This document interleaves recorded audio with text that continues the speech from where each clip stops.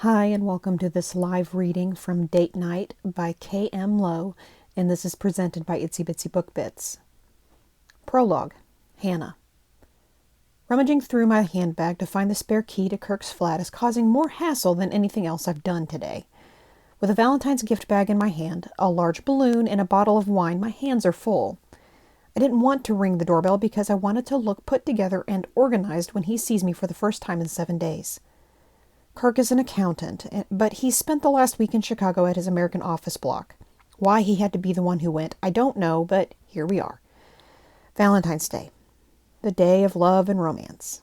The day when most couples come together to show their better half how much they mean to them. Not that I agree. Every day should be like Valentine's Day. You shouldn't need a holiday to tell anyone you love and care for them, but every year when this day arrives, people go crazy with gifts. It's just the way it has become over the years. Shops are decked out in roses and cupids, restaurants are showcasing a romantic evening, and flower shops are competing to see who can make the biggest bouquets. Prices of everything are doubled, and stupid people like me pay it. I finally find the key at the bottom of my bag and somehow manage to click open the door. I walk into the hallway and kick it closed with the heel of my shoe, then stumble to right myself before I fall flat on my face. I must have looked like a baby trying to take its first steps, not a 28-year-old graphics designer who is supposed to walk sturdily on her own 2 feet. I step into the living room and notice Kirk sitting with his hands running through his hair. He looks up when he hears my heels clip-clop across the ceramic tile floor. He doesn't look like a man who's happy to see me. He doesn't even look like the man who left here 7 days ago. He looks like he has the weight of the world on his shoulders. Has he even slept or showered lately? What's wrong? What's happened? Are you okay? I fire at him. I put down all the goodies and sit down on the coffee table in front of him. He looks like a man on the edge, and I swear he has tears brimming in his eyes. I've never once seen Kirk like this in the 2 years we've been dating. He's usually the confident one out of us both, the vibrant soul who will lighten up any mood. I'm sorry, Hannah. He reaches out and takes my hand in his. What are you sorry for? My heart beats wildly in my chest, wondering what I'm about to hear. I didn't want to do this today, but I got called to Chicago, and this is the first chance I've had to talk to you properly face to face. What I'm about to say you deserve to hear in person. I'm not a coward. I owe you this much. Just stop talking in riddles and tell me what you're rambling on about, Kirk. You're scaring me. I've met someone else. I'm sorry. He's met someone else? Like a new work colleague? A new partner? What? Is he telling me he's been cheating on me? I snap my hand away from him like his skin is burning me. I hold my hand with my other hand and rub the skin delicately. His words echo in my ears. Am I dreaming? Did he just say what I think he said? Who is she? He shakes his head and a single tear rolls down his face. His name is Colin. His name. As in I can't even say the last word because it sticks on my tongue. Have you been sleeping with him? I have nothing against homosexuality. I have gay friends. My business partner is gay. This is just a fucked up mess because this bastard has been sleeping with me, acting like we were the real deal, and now he's gay? How can someone just turn from being attracted to women to men? I never wanted this to happen. I tried to fight my feelings for him. I did love you, Hannah. Now the tears roll down my cheeks freely, and I stand up to make some more space between us. The walls feel like they're closing in around me, and the oxygen levels feel depleted. How could he do this to me? Today, of all days. Clearly not enough, huh? How long? I look down at him as he shakes his head. How long? I yell. 3 months. 3? I shake my head. I walk over and pick up my bag and keys. I take off his key, throw it down on the table, and storm out of his house. I can't bear to look at him, let alone talk to him. How the fuck can your man be gay and you had no idea? I mean, he's super tidy, borderline OCD. He's politely spoken, he has gay friends, but so do I. It doesn't make me gay. Jesus Christ, my life is like a bad soap opera. I'm going to be a laughingstock. Poor Hannah dumped for a man. What kind of woman turns her man gay? By the time I reach my parked car, I'm sobbing uncontrollably. I never saw this coming. He never once gave me the idea that he was into men. He could perform in the bedroom at a moment's notice. He was attentive. He was attentive to my needs. He was kind and giving. The perfect gentleman. My phone rings in my bag and I empty the full contents onto my passenger seat because I'm in no mood to break through the piles of junk I hoard. Maybe now is the time to take up being organized. Jesse's name flashes across my screen. Oh, the irony. Jesse is my gay business partner. We've been best friends since we were in university. He's my best friend first and foremost. I wipe my eyes with my jacket sleeve and answer his call. Hey, I sob. Hannah, Banana, what's happened? Why are you crying on Valentine's Day? He's gay, I blurt out. Who is? Kirk. Jesse laughs for a few moments and then pauses. You're not joking, are you? No, I'm not laughing, Jesse. I'm hurt. I'm livid. I've given him 2 years of my life. For what? For him to dump me for another man? Who does that to someone they claim to love? On Valentine's Day! Where are you? I'm sitting in his driveway in my car. The bastard never came after me. He's probably glad I'm out of his hair so he can fuck whoever he likes. Never mind poor Hannah. I'm just driving home. Peter and I are having a takeaway and a bottle of wine tonight. Come over and eat with us. You can't go home on your own in that state. We'll cheer you up.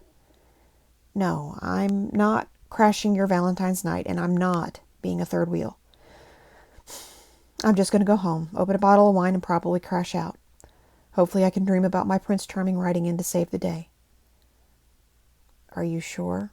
You wouldn't be crashing our night. We love you. I hate that you're so upset. I could strangle Kirk for the way he's treated you. Snap. I'm so angry with him. I never would have guessed this about him. I'm shocked. A sob catches my breath and a hiccup. Please come and see me. I need to hug you. I shake my head, not that he can see me through the phone. No, I wouldn't be any company. I'll see you tomorrow in the office. I don't want to ruin Peter and Jesse's evening. They're an amazing couple, loving and friendly. They'll do anything for anyone, including giving up their Valentine's evening to hug me. They've been together for about 6 years. They met at a club we were at for a university friend's birthday party, and they faced all sorts of backlash from people because of their sexuality. You wouldn't think we live in 2020, but small-minded people have nothing better to do with their time than bring others down. But Jesse and Peter are unbreakable. They deserve one night without my problems. Call if you need us, honey. Thanks. Love you. I hang up the call, toss my phone on the passenger seat, and turn the key in the ignition. The quicker I can get away from this house and the person I would have given my life to, the quicker I can get my head around this whole fucking mess. Happy Valentine's Day to me. Chapter 1. 11 months later. Hannah. Hannah Banana, you need to get a life. You've moped about this office for the last 11 months. You've not once dated, not once gone out on the pole. You must be a born-again virgin, says Jesse as he leans against my office door. Look, I appreciate your concern, I really do, but my love life is none of your business. I don't need you to set me up on a date. I don't need you to tell me how dull my life is. I know, I live it. But I'm happy with that, so if you don't mind, I have a meeting in 40 minutes with Mr. Randall, the owner of the Randall Hotel chain we're doing design work for. He wants to get our help on a new design package for the grand opening of the Glasgow Hotel on Valentine's Day. At just the mention of Valentine's Day, my blood runs cold. I hate all things Valentine's lately. I can't see that changing anytime soon. Do you want me to do it? I know how much you hate all things Valentine's. Nope, I might hate the holiday. That shall not be named, but I happen to love my job. I've worked with Mr. Randall for a long time, so scram. I'll see you at lunchtime. I stand up and practically push Jesse out of my office and close the door. I love him like a brother, but sometimes he gets on my last nerve. I know he means well, but between him and my brother Cameron, they're always trying to set me up with someone or meddle in my life, which I don't need. I'm happy the way I am. I may end up like a crazy cat lady, as my brother keeps telling me, but I don't care. At least my 2 cats won't break my heart or cheat on me. They're loyal and great company as long as I feed them, give them milk and tuna as treats, and keep them entertained with new toys. They're my best friends. I know, I sound ridiculous, but they've been there for me throughout the last year. They've listened to me cry and moan while purring from my lap. Hannah, Jasmine calls from my door. Mr. Randall is here to see you. He said he doesn't mind waiting because he knows he's a half an hour early. Okay, I'm ready for him. I'll be out just now. I put away some paperwork on my desk and made sure everything looks tidy. I hate showing strangers into an untidy office, and while Mr. Randall has worked with me for a couple years, I've never actually met him because he's always in America for work. I leave my office and instruct Jasmine to bring through a tray of coffees and biscuits. No businessman or woman lives without caffeine. It's sacrilege if you don't drink coffee.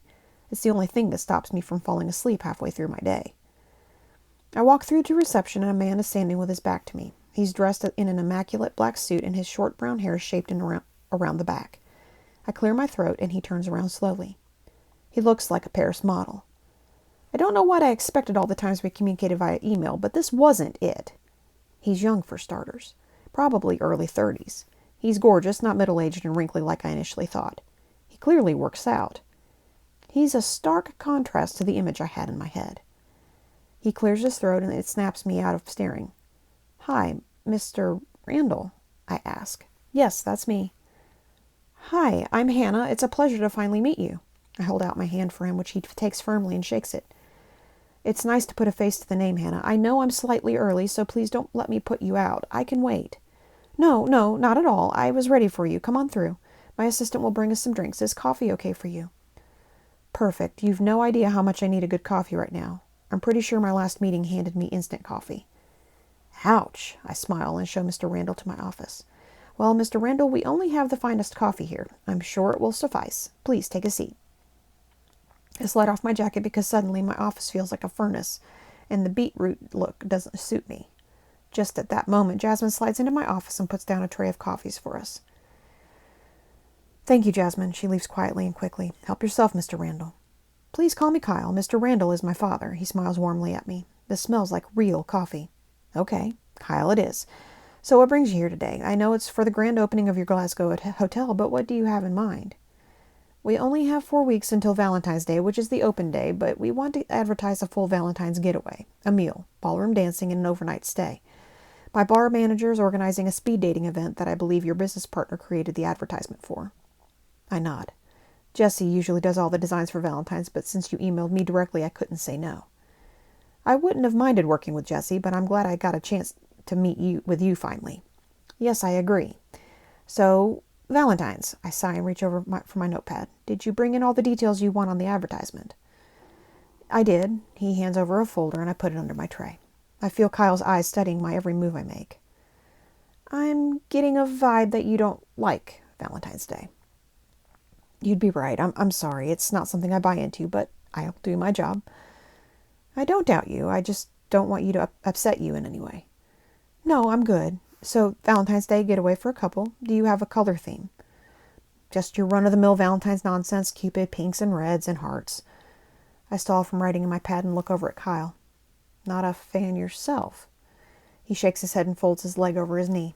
"Nah, I've been burnt too many times to believe in Cupid and fate." He shrugs. I straighten my back and sit back in my seat. I've never once met another person who dislikes Valentine's Day as much as I do, and it's refreshing. It's nice to know I'm not alone. I take in a deep breath. I'll work on some designs this afternoon and tomorrow and see what I can come up with for you. It won't take long. I'll email the designs for you to look over. I'll look at what Jessie did for the speed dating and see if there's a way we can match them up. Sounds good to me. I don't know about you, but I'm home in Scotland for a few weeks, and I'd really like to see the designs in person. Would you like to go for dinner tomorrow night? I carefully study Kyle from his head to his stomach that I can see from the opposite side of my desk. I should be saying I can't make dinner tomorrow night because I have plans, but I can't. That would be a lie, and I hate liars. I'd like that. I reach over to my business card holder and take out a card. My mobile number is on there. Give me a call or a text and we can arrange something. I will do. I look forward to seeing you again, Hannah. Me too. I suddenly feel shy. So, I pause and give myself a shake. I'll go through all of your information in the folder and incorporate them into the design work. I shouldn't need any more information from you. If you do, just give me a call. He takes out a card from his pocket and leaves it on my desk. Thank you for the coffee. You've hardly drunk it, so I'm guessing it was no better than the instant coffee earlier. Kyle reaches over for the milk jug, tops up his cup, and drinks his coffee in one. He licks his lips like a child would do and puts his cup back down. Much better than any instant. He stands and holds out his hand to me. It was lovely to officially meet you, Hannah. I'll see you tomorrow. I nod like I've been struck mute. My brain and my mouth feel like they're not connected. I'm terrified to open my mouth in case I do or say something Hannah style, which is usually putting my foot in it. Kyle turns to leave my office. He looks over his shoulder before he opens the door and winks at me. I'm pretty sure my knickers have just combusted with the heat and moisture that pooled between my legs. Just like that, the pure Adonis has left my office like he owns it, and I feel like a panting mess. No man has ever made me feel like this, especially over the last 11 months. I've avoided men like the plague, because they're all trouble with a capital T.